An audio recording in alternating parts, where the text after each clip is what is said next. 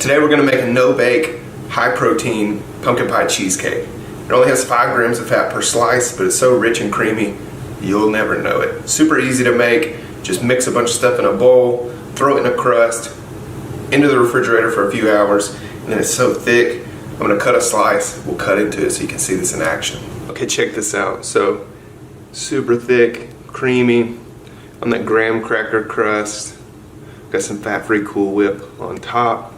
And look at this when I cut into it.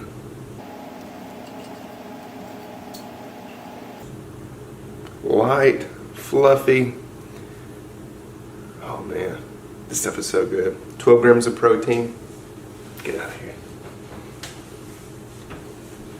Okay, let's get into the recipe. I know this is technically a no-bake cheesecake, but I wanted to give you the option to make this extra amazing. So what I'm doing here is separating an egg yolk from the egg white.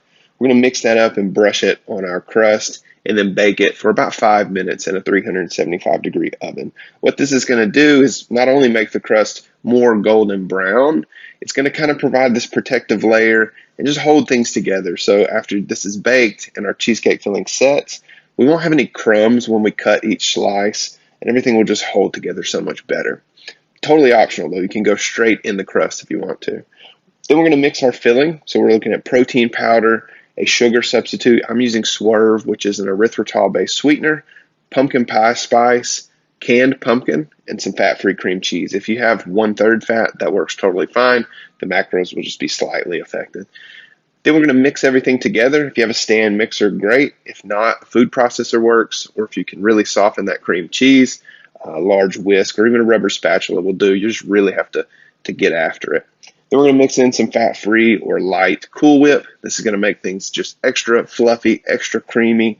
And then we'll just mix everything together, and then it goes straight into our crust. We're going to let this chill for at least 4 hours, but ideally 8+. If you can go overnight, great. The longer it's in that refrigerator, the less chance you have of any kind of like run when you cut into each slice.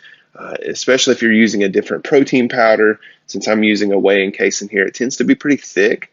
So if you're using a whey only and you don't adjust things, you'll want to make sure this really has time to set. And then that's it. Slice it, serve it with some fat-free Cool Whip, fat-free Ready Whip, whatever you want, and enjoy.